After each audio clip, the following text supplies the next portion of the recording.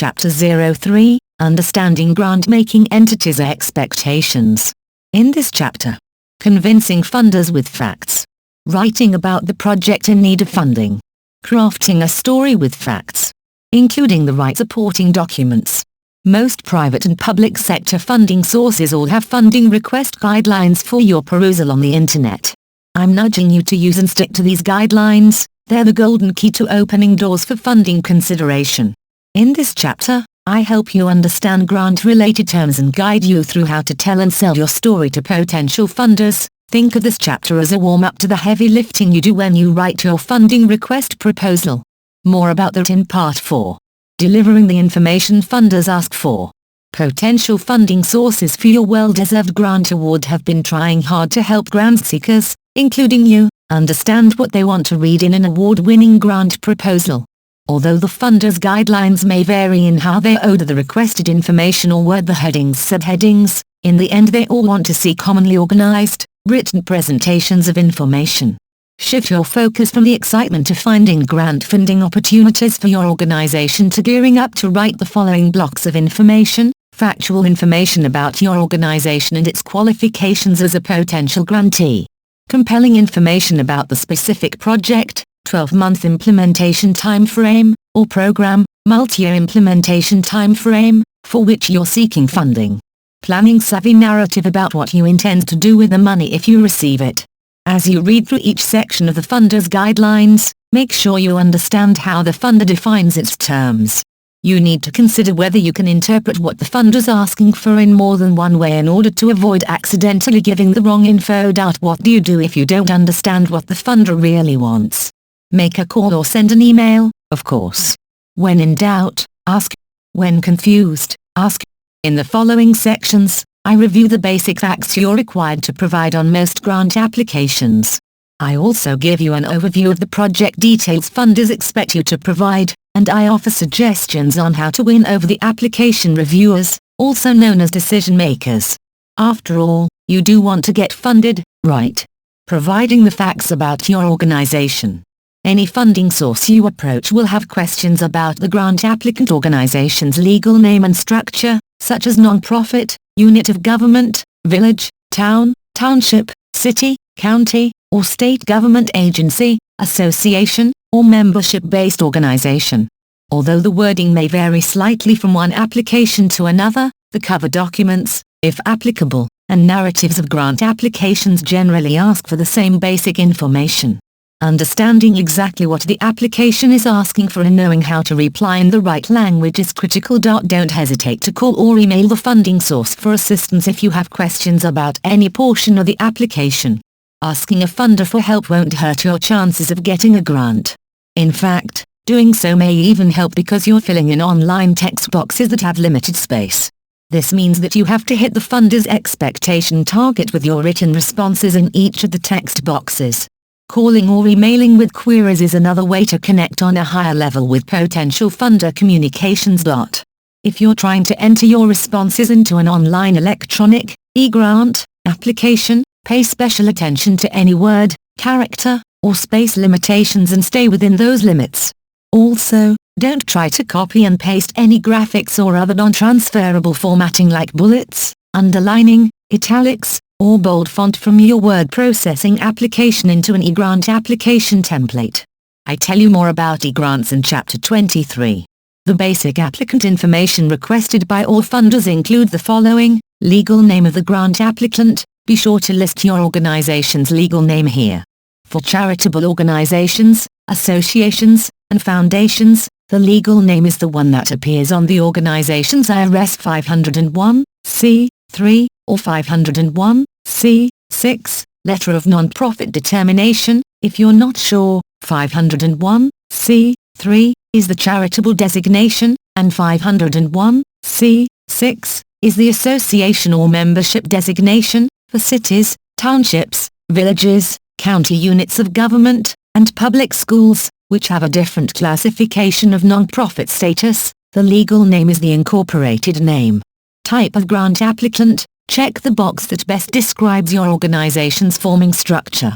For example, you can choose from state agency, county, municipal, township, interstate, intermunicipal, special district, independent school district, public college or university, Native American tribe, non-profit, individual, private, profit-making organization, and other, which you have to specify. If the grant applicant is a non-governmental organization, NGO, indicate that early on in your funding requests.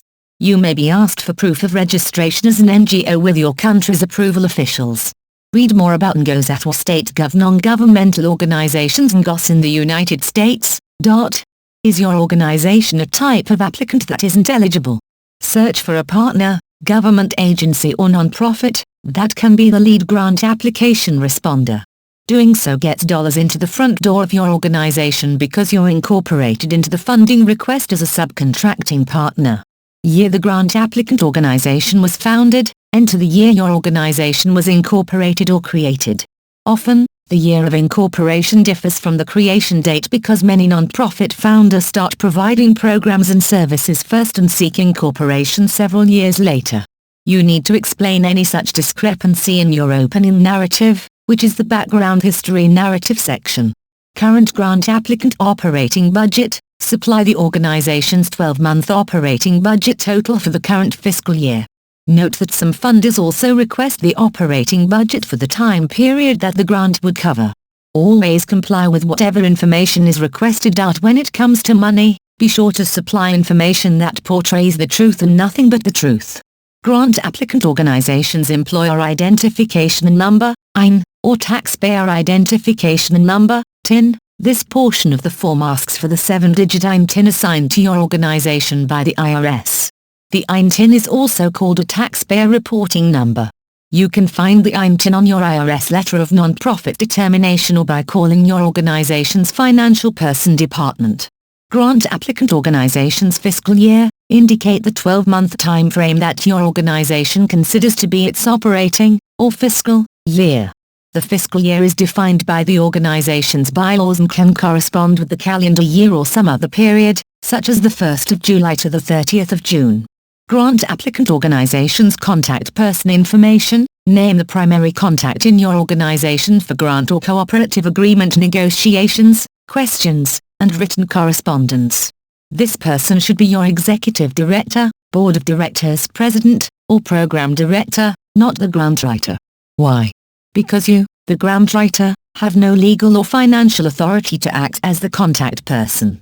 Communications clearly need to be with the governing body or the authorized executive level staff. Grant applicant organization's address, provide the current street and or mailing address for the applicant organization. Potential funders view a post office box address as a red flag because these addresses tend to be used by grassroots non-profits and fly-by-night, here today, gone tomorrow, grant applicants. Stick with a street address on your grant application. Grant applicant organization's telephone fax email information, list the contact person's telephone and fax numbers, with area code, as well as an email address. Some non-profit organizations use online fax services, such as eFax, www.efax.com. Grant applicant organization's website address. Organizations seeking grant funds are wise to have a website that funders can refer to that includes an overview of the organization. If you're applying to a federal funder, you also need to provide the following information: DUNS number. Federal grant-making agencies require that all grant applicants have a DUNS number that lets others more easily recognize and learn about their organizations. The DUNS number is a 9-digit identification sequence that provides a unique identifier of a single business entity while linking corporate family structures together. You can register for a unique DUNS number by visiting the Grants.gov website, www.grants.gov/web/applicants/organization-registration/step-1-obtain-DUNS number.html, and following the on-screen instructions. You'll need to register with SamGov Content Home, to have your DUNS fully integrated for government grant identification purposes. Grant applicants' congressional districts. On a federal grant application, you need to list all the congressional districts in which your organization is located and your grant-funded services will be implemented. www.govtrack.us/congress/members/. /map. You can also get this information by calling the public library or surfing the internet to locate your legislator's website, which will contain their district numbers. Knowing and developing ties with representatives in Washington, D.C., and at your state capital is critical. You always need friends in high places. See Chapter 4 for more on connecting to government officials. Writing about the project in need of funding. Filling in all the blanks on paper or electronic grant application and cooperative agreement cover forms and budget forms is critical. Leaving any fields related to applicant agency and project details blank makes you look non-responsive, and this impression alone may stop a reviewer from reading your document any further.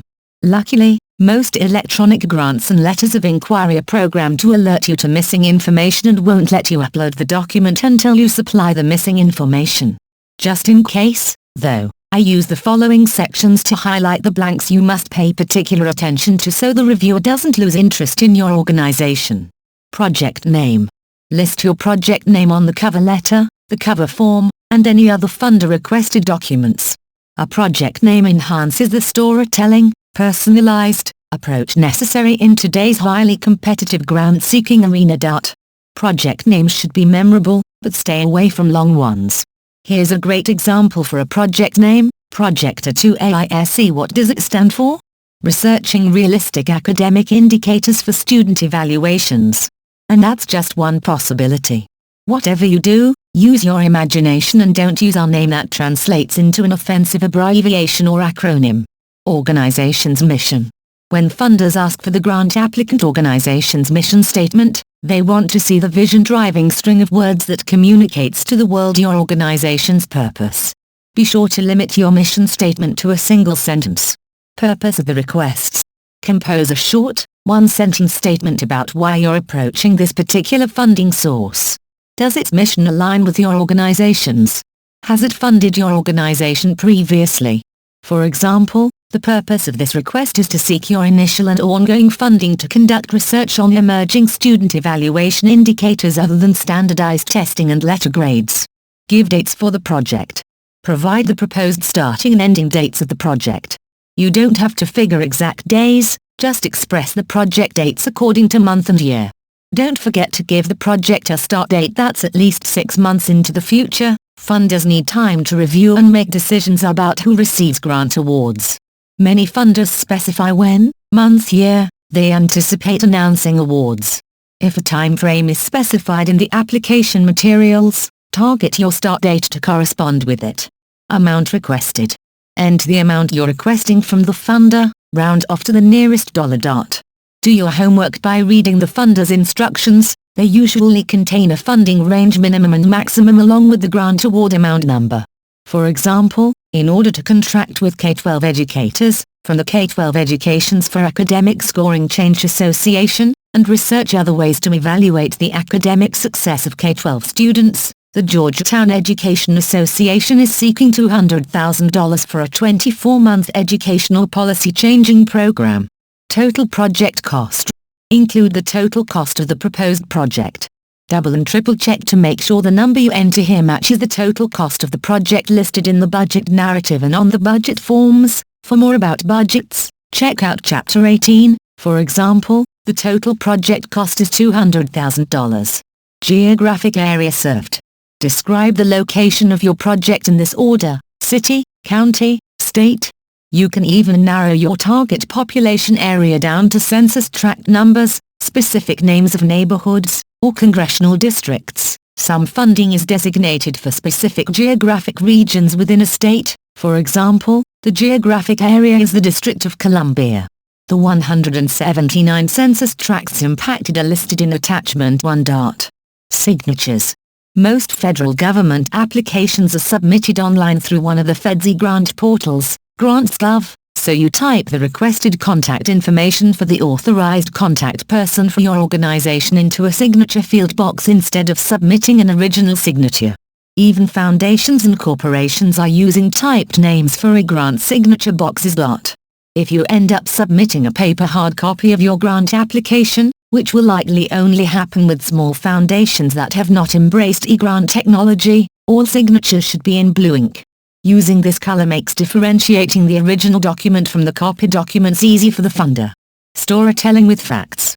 Over the years, the field of grant writing has shifted from technical just the facts and nothing more writing to a kinder, friendlier way of cozying up to the grant maker's decision-making staff. Now, if you want to secure a grant, you must put life, personality, and compassion into your requests. This type of writing approach is referred to as storytelling art. Here, I give you some great tips on the type of information to include in each section of your funding request and how to turn the ordinary into the extraordinary in each narrative section you're likely to see in any funder's grant application format. I provide more in-depth advice and examples for these narrative sections in Part 4, Background History of the Grant Applicant Organization. Write with passion about your organization, its founding date, its purpose, its mission, and its location. Include quaint, not so common information about the founder and their reason for creating a non-profit organization. If you're writing about a unit of municipal government, city, town, township, village, hamlet, or county subdivision of government, include trivia on how the community was named, started, incorporated, and so forth. Also, include information on any major grant topic-related accomplishments the grant applicant organization has achieved. Current programs and activities. Write with excitement about the current initiatives the grant applicant organization is involved in. List in chronological order all the organization's programs and activities. Include specific program names, dates started, and outcomes to date, such as the number of participants who have received services and the benefits they gained because of their involvement in the program. Description demographics of your constituency. Write with accuracy about the population the grant applicant organization provides services to. Include age range, gender, ethnicity, economic status, educational level, and other characteristic descriptors. The funder needs to know whom you serve and what's special about your target population. Include a case scenario, a story about how a participant has encountered multiple life barriers and is now on a waiting list to be served by the grant applicant organization. Description of community. Write with innate knowledge about your community's makeup, where the grant applicant organization is located or where its services will be provided. Describe the community by providing a combination of city and county information. This section is about the virtual picture of your community, facts and statistics, not trivia, which belongs in the background section. Use compelling words and colorful, but true, descriptions. Funders don't want to read a book report about your town. Don't just copy and paste census information from the internet. Where you do use statistics, incorporate them into tables, graphics, and figures. Cite your sources, and don't use statistics that are more than 5 years old. Copying and pasting information you find on the internet is okay as long as you included a reference citation, footnote by copying the website address where you found the information. Just make sure your online sources are reliable. Never cite anything you find on Wikipedia. https://en.wikipedia.org/wiki/Wikipedia:/wiki_not_a_reliable_source. Description of work with partnership agencies. Write about the grant applicant organization's demonstrated partnership experiences with community, regional, state, and national partners. Create a table with header rows for partners and their roles with the grant applicant organization. You can even add a third column to the table for years of affiliation. You can't copy and paste tables or other graphics into online e-grant templates. You can only include them if the funder allows you to upload word processing files or PDFs. Chapter 23 includes more tips on e-grants. Add shading to the table's header row onto each column. Just be sure to keep it legible and not distracting. Proposed initiative. Write with certainty about what the grant applicant organization plans to do with the grant or cooperative agreement award. State the intention simply and directly in 1 or 2 sentences. Write something like the purpose of this request is to secure the necessary financial infusion to conduct extensive research to fulfill the mission of Project A2AISE. Statement of need. Write with compassion about the problem the grant applicant organization will combat with the awarded funds. Use gripping words to relay the gloom, doom, drama, and trauma of your situation and why your organization needs the requested funds. Be honest, cite hard data that demonstrate your need, and don't just use anecdotal observations. Program design plan of action. Write with the knowledge of demonstrated best practices about the process you'll implement to solve the problem or need. Incorporate evidence-based practices, proven intervention prevention best practices models, which you can find on the internet. By doing so, you demonstrate to the funder that you're relying on proven research to design your program. You let the funder know that you've taken steps to avoid reinventing the wheel. No funder wants to pay for a clueless process of discovery when the intervention process has been perfected elsewhere. Goals. In futuristic and global terms, create numbered project goals. Detail where the target population will be when the grant funds have been expended. SMART objectives. These specific, measurable, attainable, realistic, and time-bound objectives show the funder how you'll measure the program's success.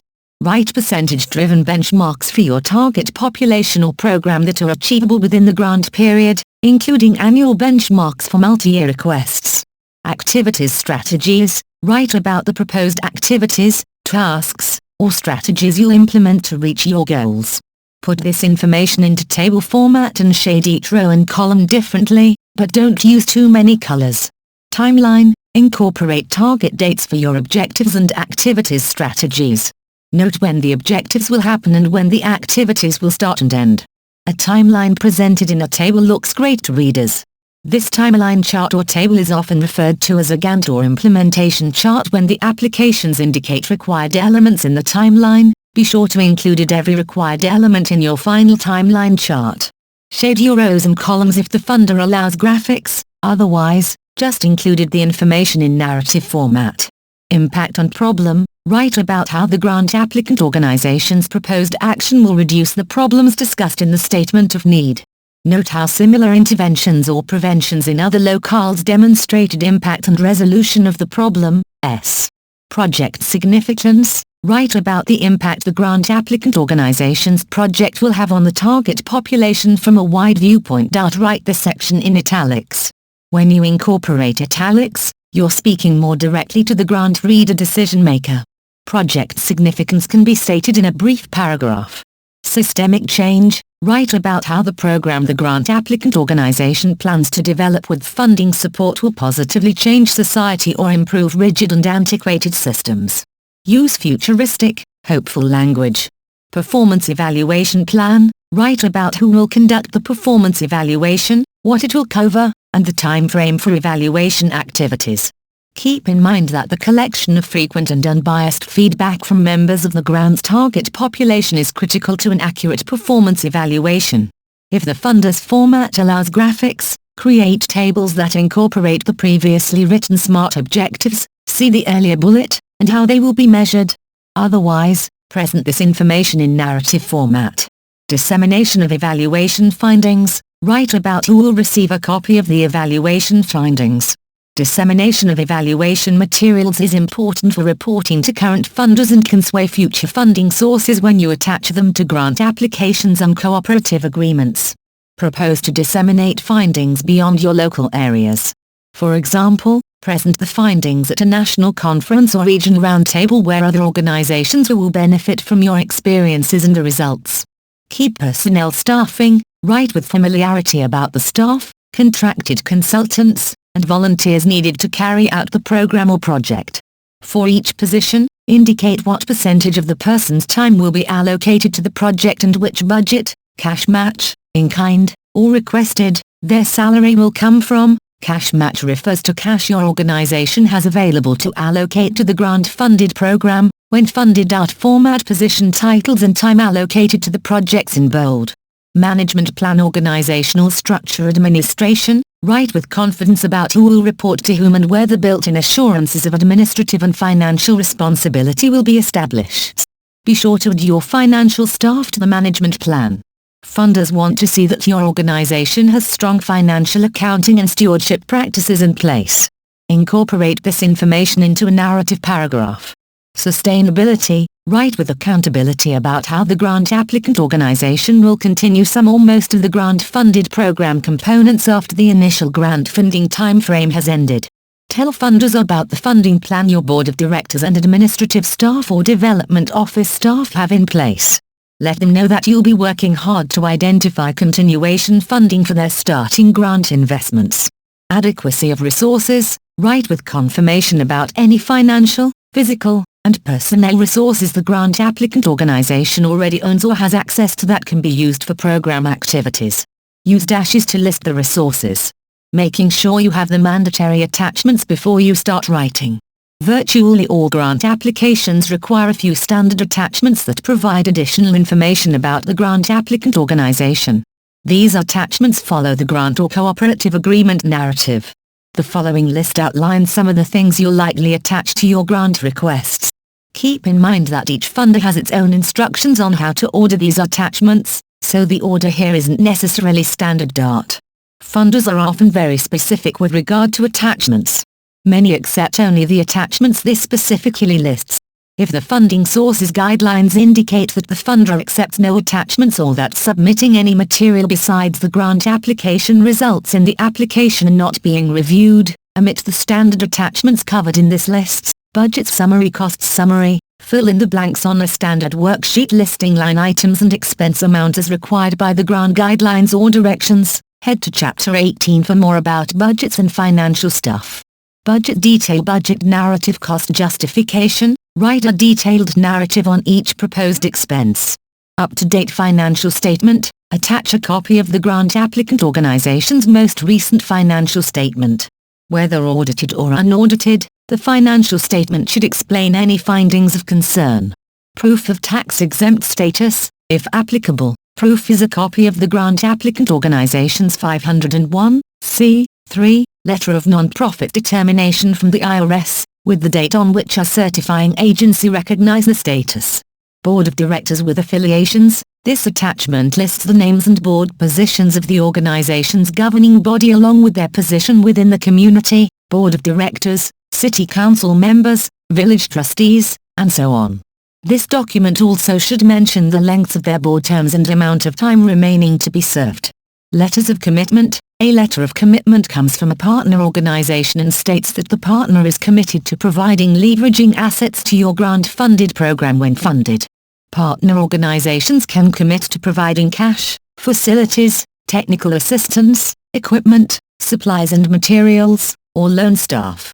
Ask for letters of commitment from affiliates early in the writing process, and include at least 3 such letters with all grant applications you send out. Memorandum of Agreement, MOA, and Memorandum of Understanding, MOU. The names for these requested documents can be interchangeable depending on the type of funding agency. Typically, they're multi-page formal contracts between the grant applicant and its program implementation partners. These documents detail the role of each party in the agreement and include their specific committed tasks when the funding is awarded. Annual report. Include an annual report, brochure, booklet, or newsletter. Other documentation. Submit one-page summaries or complete resumes of key program personnel, as the funding source prefers. Also, if your organization has memoranda of agreement or memoranda of understanding signed by partner or collaborating agencies, attach these documents last. Go to Chapter 10 for more information on these documents.